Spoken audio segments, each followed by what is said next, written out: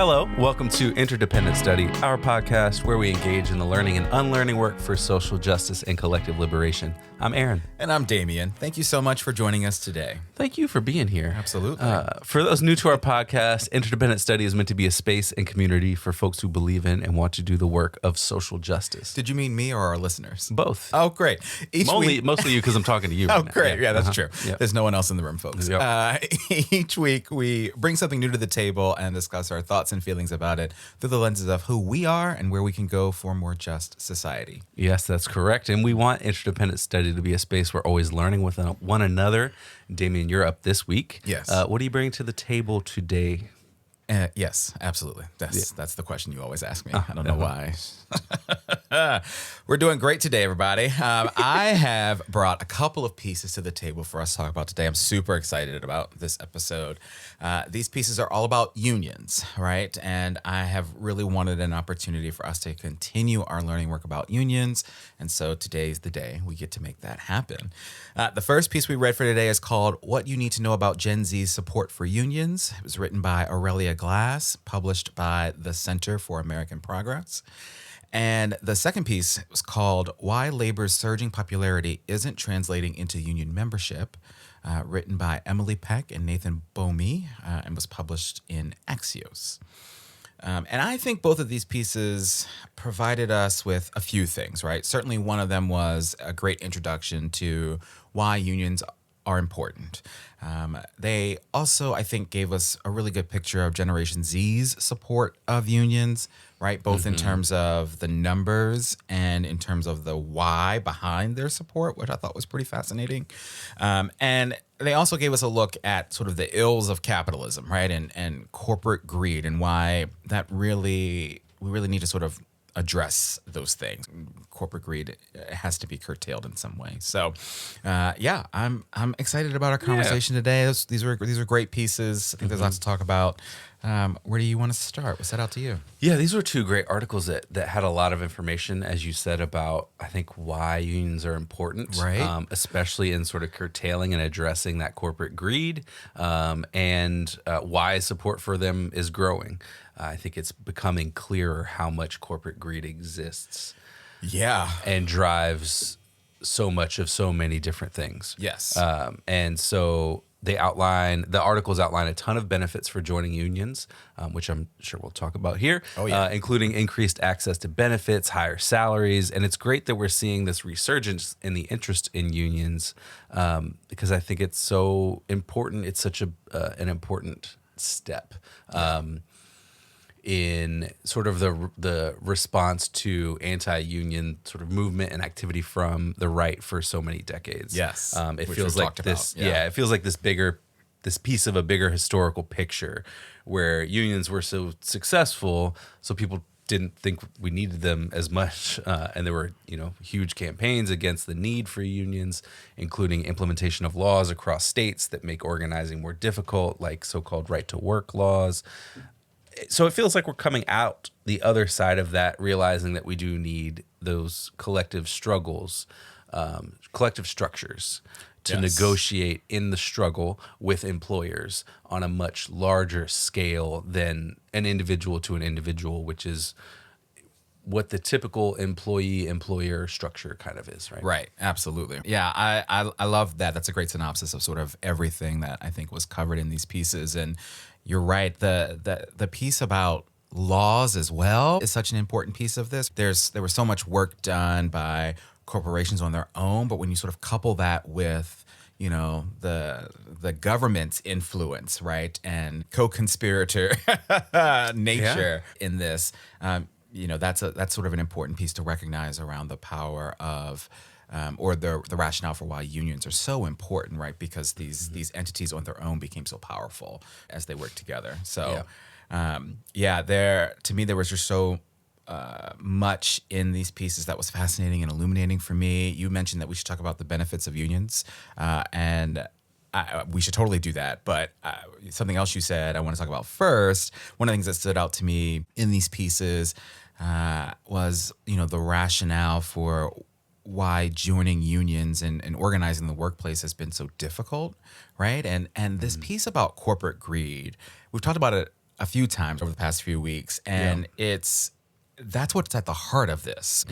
Both of these pieces sort of point out how corporations are willing to spend millions of dollars, Aaron, millions of dollars, right? Yeah. Fighting against unions and labor organizing. Aurelia Glass in her piece said this about corporations, quote, workers who want to form a union in the United States today face myriad obstacles. Federal labor law is broken, giving union-busting corporations outsized power to squash organizing campaigns, legally or illegally, since consequences are so minimal that many corporations treat them just as a cost of doing business, right? So that's a fascinating piece. Like the idea of spending millions of dollars is just the cost of doing business so that this can't happen.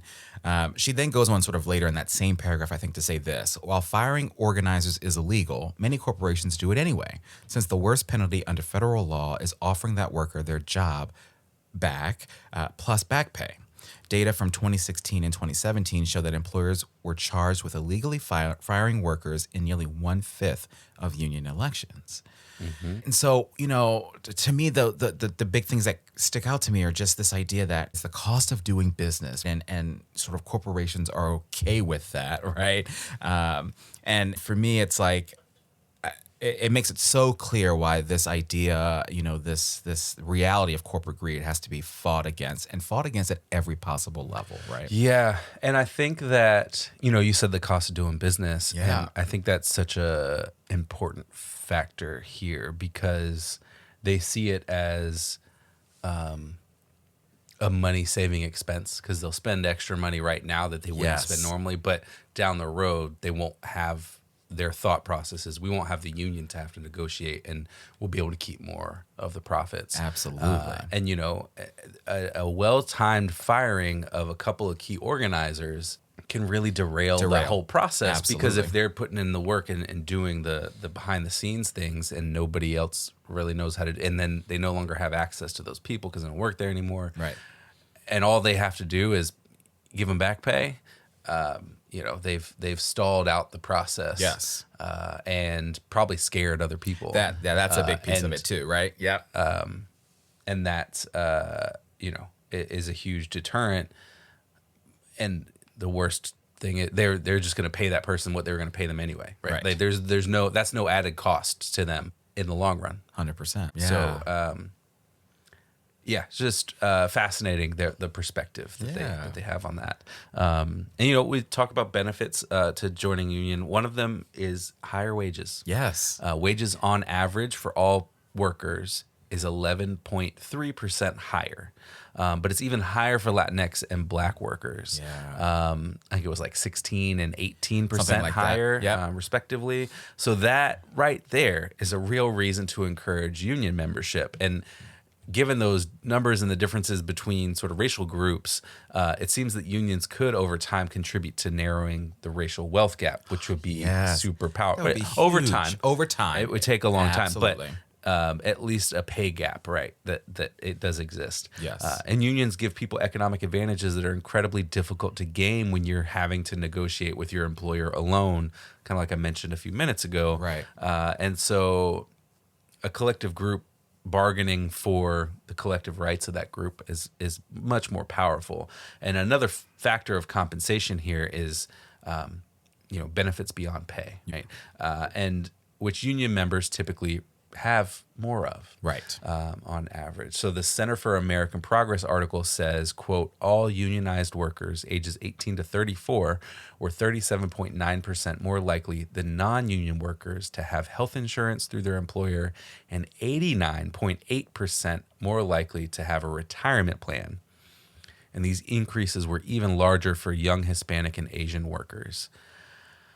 That's huge. Yes.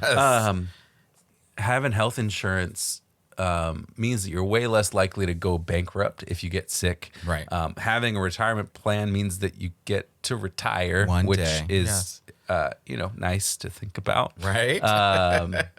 They're hugely beneficial things that employees need from their employers that many folks just aren't getting right now. as much, but you're more likely to get them if you are unionized. Absolutely. I mean, you talk about this idea of healthcare being this thing that you don't have to then go into debt for if you get sick. I mean, it's this level of security that I can take care of myself and my family should something arise. And that in itself is just this huge sort of weight off of people's shoulders and sort of right that folks should have, retirement being another, I think. And so all of this sort of, to me, everything you just talked about, right, in the racial wealth gap over time, what that could do, the idea of economic stability and security, right, sort of is at the heart of all of that. And that's huge to me, right? Like, especially in the economic system we have that sets up people who are winners and people who are losers. That's it. And it's inherent to the system. So having that security in that system is huge, and everybody needs to have that security. Everybody deserves to have that level of Yes. security, right? I think Absolutely. that's the piece for me, right? So this idea of this economic stability and security is huge, and allows people to have sort of and live a dignified life, Yes. right? Which we've talked about a lot here on the show, and I think that should be the case for any worker in this country, no matter what industry they're in, no matter what kind of work you do, right? And so for unions to help lead to increased wages for employees and better benefits and guaranteed job security for folks, I think that's massive. Absolutely. Yep. Yeah. So I think the connection to all of this back to Gen Z, which I think is a big part of this and a big part of these pieces, particularly the Axios one, is Gen Z support of unions, right? And so we can see why, given all of this, that sort of Gen Z's support of unions is sort of off the charts here. They are experiencing a lot of anxiety around whether or not they'll have enough or sort of true economic security throughout their careers, right? This idea of Social Security, like, will that be a thing that Gen Zers see, and to support their retirement? We don't know, really. And so the successes that unions have been able to achieve, I think, you sort of make the case to me that it's worth continuing to sort of expand upon. Mm-hmm. And I think that, that sort of anxiety around economic stability for Gen Z is derived from crises they've seen happen in their lifetime. Over again. And so, a lot of Gen Z folks were young kids when like the 2008 economic crisis hit and probably saw that happen. Or that impact people that they knew. Absolutely. If it wasn't them directly, it impact people. Yes. And then COVID and the pandemic economic crisis that happened too. And I think that you see those things happen over and over again. You want more guarantees and a little bit less sort of risk. Right. So you want to find ways to mitigate that. And so I think it makes total sense. And I think it's one of the reasons why we have to rethink all of this stuff. Is like the way that we individualize things means that that person takes on the risk versus a whole collective of who can sort of recover more easily, right? When you're part of a larger group. Absolutely. And you can stand together and say, this is what we want. Yeah. And so continuing this track, unions, it's a lot easier said than done to start one. Of course. There are a ton of obstacles, which both articles highlight.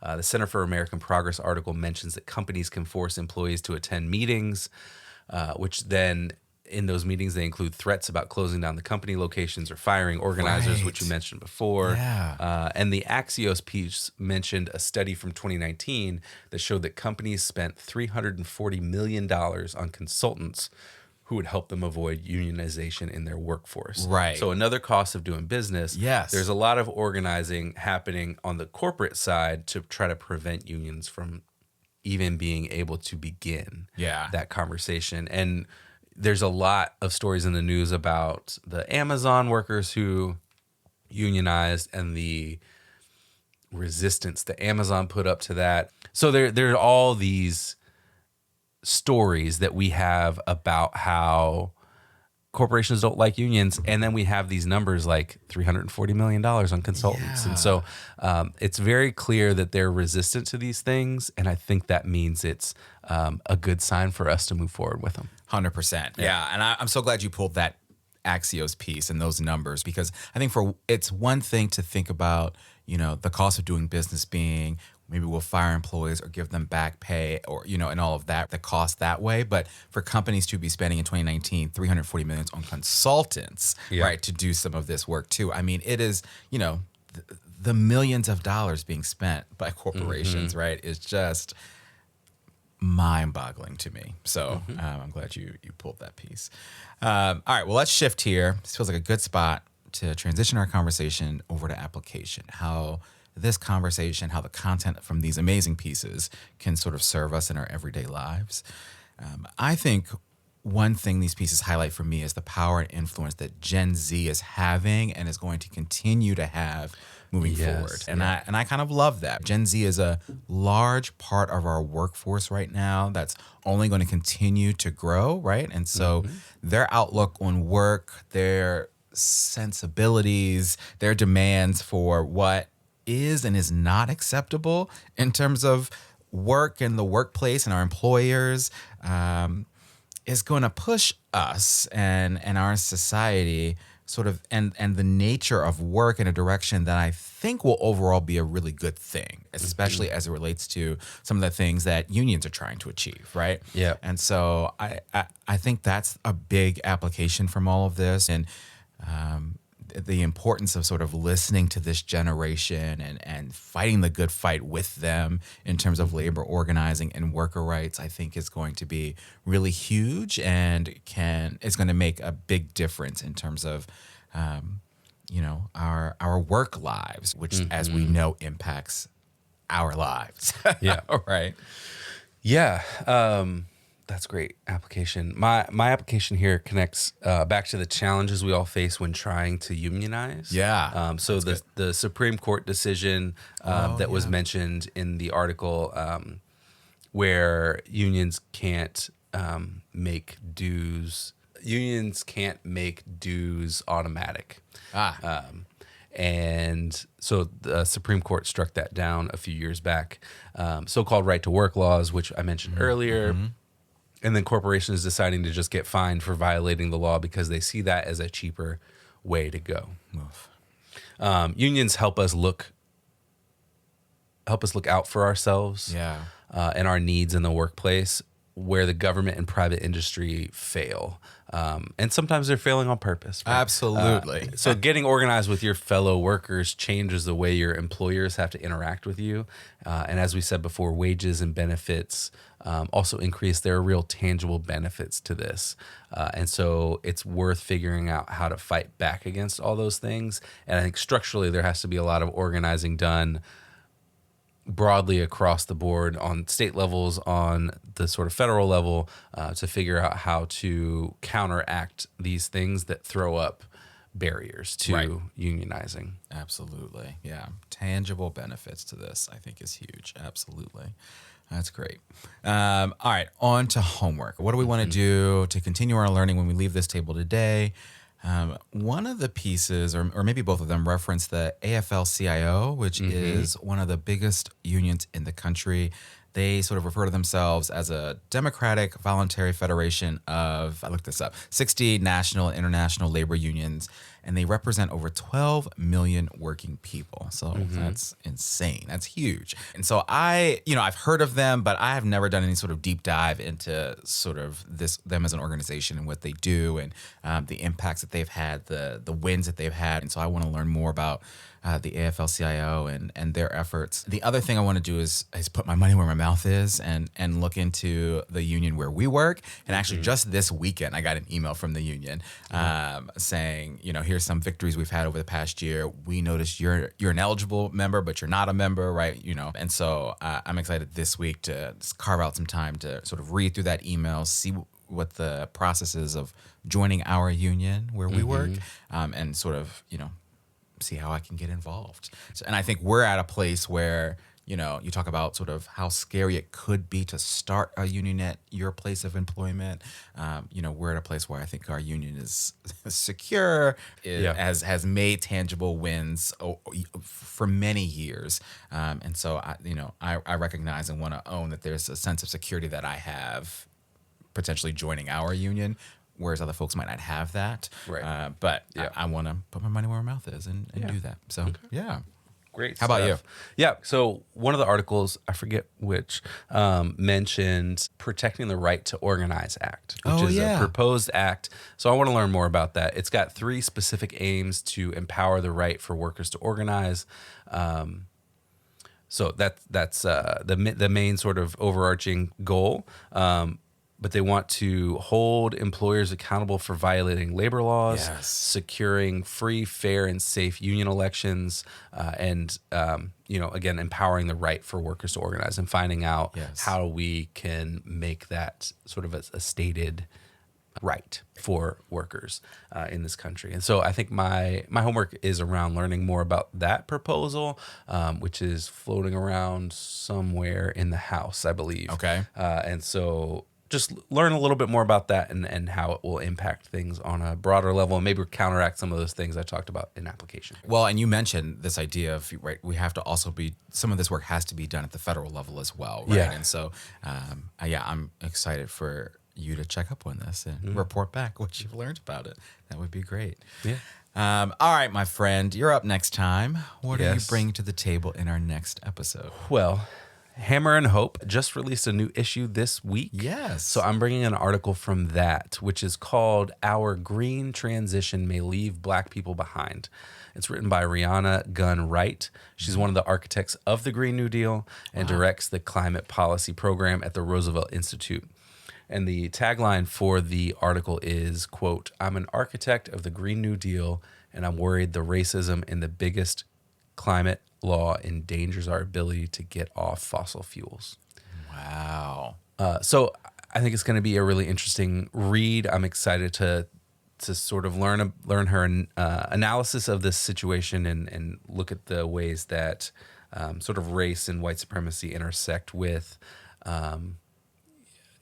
trying to get us off of fossil fuels, trying to find ways towards environmental justice. Oh, that's awesome. Yeah. I think we reposted this on our story. We are such fans of Hammer and Hope and the work that they do. We're so excited that they've got a new issue out. I've always enjoyed our conversations about sort of the intersections of racism, white supremacy, environmental justice, right? We've had a couple of those. And so I'm so excited that you've brought this piece. I'm looking forward to it. Yeah. Very good. Should be good. Yeah. Awesome. Well, with that, we want to thank you for joining us today and for listening to Interdependent Study. I'm talking to you folks listening to us. Thank you so much. Not anyone else in the room, because again, there's no one here. You know what we want you to do, but in case you forgot, please follow, leave a rating and review, share our podcast with everyone you know, follow us on the socials, check us out on YouTube and TikTok. Sign up for our email list to get notified about any new things we've got going on behind the scenes. Yes, thank you so much for listening. And remember, it's not about us, but it is about us. And we'll talk to you next week.